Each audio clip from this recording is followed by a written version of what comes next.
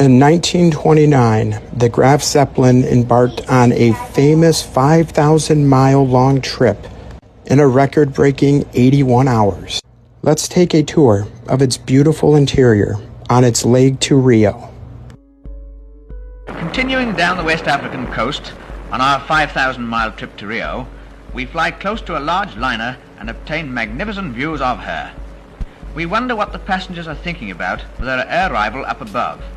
How they must envy our speed as we rapidly overtake them. Life on board the Zeppelin passes swiftly and smoothly. We play cards and other games and watch the miles slip rapidly by. In the distance, we get a brief view of Cape Verde, but our 80 miles an hour gait soon leaves Africa behind.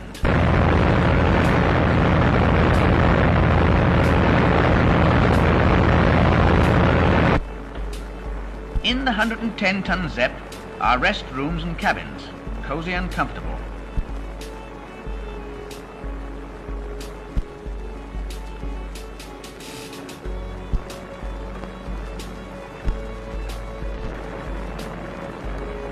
And a particularly fine navigating room from which the whole ship is controlled. Writing and games soon bring us to the end of a perfect day, during which we have covered over 1,500 miles. The next morning, we were early astir, and shortly after breakfast was finished, we managed to get some unique shots of the interior of the hull of the Sky Giant, accompanying the captain on his tour of the airship.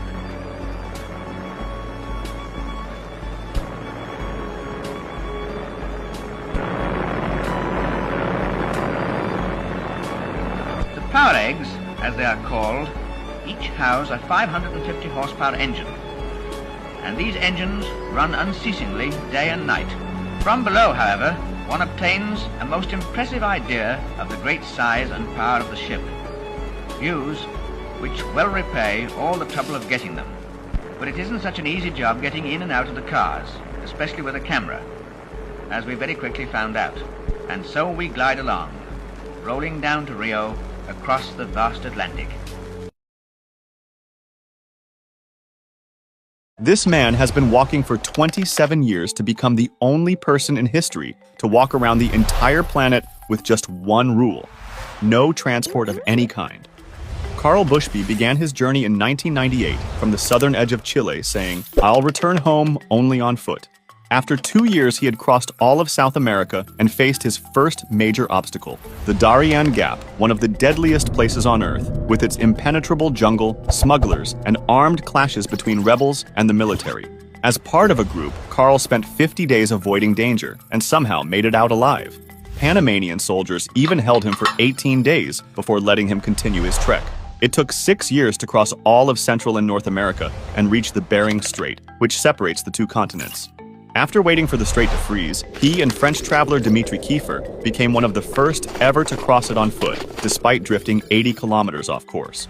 Then he faced arrest in Russia and strict visa limits, which forced him to leave the route every 90 days and return to the exact same spot to continue his journey. As a result, his trek across Siberia, where temperatures dropped to -50, stretched over 11 long years. When the world shut down during the pandemic and borders closed, Karl was stuck in Kazakhstan for 4 years and hit a dead end, the Caspian Sea. He couldn't go around it through Russia or Iran, so he made one choice: to swim across. Using a support boat only for rest and sleep, he and American traveler Angela Maxwell crossed the Caspian Sea in 30 days, becoming the only people ever to do so. After nearly 3 decades, 25 countries, and 47,000 kilometers, Karl is now walking across Europe and is expected to finally return home by 2026.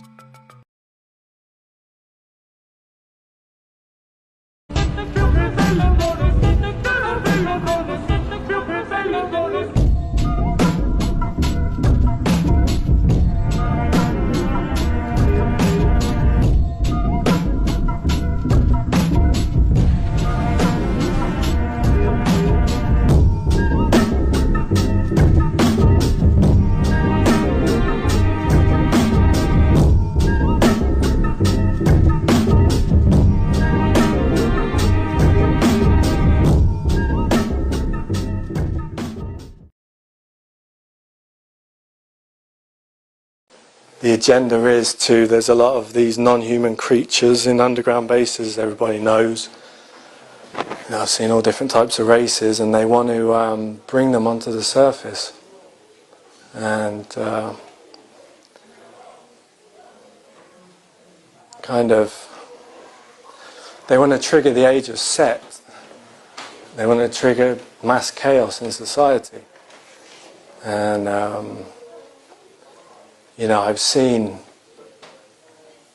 non-humans walking around in daylight in America and even in England, in different places.